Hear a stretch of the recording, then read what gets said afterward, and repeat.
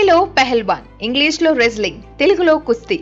పేరు ఏదైనా ఆట ఒకటే. రింగుల మధ్య జరిగే మల్లయోధుల పోరాటం యుద్ధ రంగాన్ని తలపిస్తుంటుంది.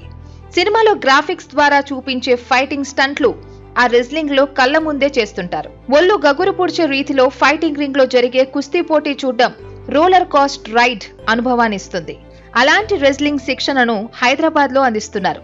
ఆసక్తి ఉన్న యువతీ యువకులకు శిక్షణ ఇచ్చి రెజ్లర్లుగా మార్చేస్తున్నారు. ఆ వివరాలేంటో తెలుసుకుందాం రండి. రెజ్లింగ్ ద్వారా భారత కీర్తిని ప్రపంచానికి చాటి చెప్పిన ఆటగాళ్లు ఎందరో ఉన్నారు. బజరంగ్ పూనియా, వినేష్ ఫోగట్, సాక్షి మల్లికలు ఈ క్రీడలో ప్రపంచ స్థాయిలో పతకాలు సాధించి దేశానికి పేరు తెచ్చారు. అలాంటి రెజ్లింగ్ శిక్షణను హైదరాబాద్ లో అందిస్తున్నారు. ధూల్పేట్లో ట్రైనింగ్ సెంటర్ ద్వారా యువతీ యువకులకు శిక్షణ అందిస్తూ వారిని రెజ్లింగ్ లో రక్షించేలా తయారు చేస్తున్నారు. ఇప్పటికే ఇక్కడ శిక్షణ తీసుకున్న చాలా మంది పలు పోటీల్లో బహుమతులు సాధించారని ట్రైనర్లు చెప్తున్నారు. हमारे पास मैडम 10 ईयर्स से स्टार्ट है बच्चे आना, 10 लेवल ईयर्स से छोटे है, अब सीनियर भी है. जैसे उन्होंने आगे सीखते जाएंगे वैसे छोटे भी है बड़े भी है. कंटिन्यू 10 ईयर्स से तो स्टार्ट है हमारे पास लड़के. वैष्णवी ये बच्चे हैं पूरे नेशनल है.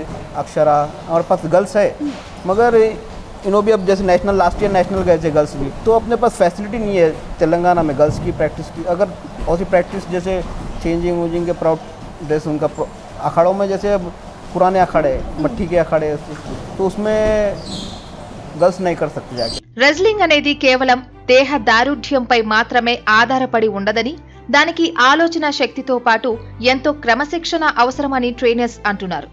ఒక్కో కుస్తీ పట్టుని దాదాపు 300 సార్లు ప్రాక్టీస్ చేస్తే గాని ఆ క్రీడలో రాణించలేమని వారు చెబుతున్నారు. ఆహారం విషయంలోనూ చాలా కఠినమైన డైట్ పాటిస్తారని, అప్పుడే వారు రెజ్లింగ్ రాణించగలుగుతారని అంటున్నారు. ఇప్పుడప్పుడే తెలుగు రాష్ట్రాల్లో కూడా ఈ ఆటకి ఆదరణ పెరుగుతోందని, యువతులు కూడా రెజ్లింగ్ నేర్చుకోవడానికి ముందుకొస్తున్నారని అంటున్నారు. ప్రభుత్వ సహకారం ఉంటే మరింత మంది రెజ్లింగ్ నేర్చుకుంటారని ఆశాభావం వ్యక్తం చేస్తున్నారు. రెజ్లింగ్ క్రీడాకారులకి ప్రభుత్వ ఉద్యోగాల్లో ప్రాధాన్యత ఇవ్వాలని కోరుతున్నారు. ఫస్ట్ పోలీస్ డిపార్ట్మెంట్ కొట్లాడుతుండే, రైల్వే కొట్లాడుతుండే, టెలిఫోన్ డిపార్ట్మెంట్ కొట్లాడుతుండే, సర్వీసెస్ డిపార్ట్మెంట్ కొట్లాడు. జాబ్ అనేది లేదు.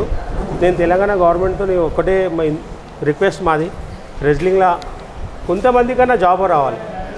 కొన్ని డిపార్ట్మెంట్లలో డైరెక్ట్ లేదు. పోలీస్ డిపార్ట్మెంట్లో ఉంది కానీ అది డైరెక్ట్ లేదు. మనం ఇండియాలో గోల్డ్ తీసుకోవాలి, మళ్ళీ ఏషియాలో మిడిల్ తేవాలి. 56 సంవత్సరాల ముందు వచ్చిండే. దాని తర్వాత సుశీల్ కుమార్ 2008లో తెచ్చిండు. కేటీ యాదవ్ అని మహారాష్ట్ర రెజ్లర్ తెచ్చిండే ఫస్ట్ మిడిల్, బ్రాంజ్ మిడిల్. దాని తర్వాత కంటిన్యూ ఇంటర్నేషనల్ మిడిల్ ఉన్నాయి. మన తెలంగాణవి మిడిల్ ఉంటాయి, కానీ ఇక్కడ మన గవర్నమెంట్ సహకారం లేదు. మనకు రెజ్లింగ్కి మంచి కోచింగ్ సెంటర్ లేదు, కోచెస్ లేరు. తెలంగాణ రెజ్లింగ్ చేసే ఏ రెజ్లర్కు జాబ్ లేదు. ఈ రెజ్లింగ్ నేర్చుకోవడానికి చిన్న పిల్లల నుంచి యువతీ యువకుల వరకు ఆసక్తి చూపిస్తున్నారు. తల్లిదండ్రుల ప్రోత్సాహంతో యువతులు సైతం ఈ ట్రైనింగ్ సెంటర్లో శిక్షణ తీసుకుంటున్నారు. అబ్బాయిలతో పోటీ పడి మరీ రాణిస్తూ చాలా మందికి ఆదర్శంగా నిలుస్తున్నారు. ఏ క్రీడలలో అయినా తాము రాణిస్తామని యువతులు చెబుతున్నారు.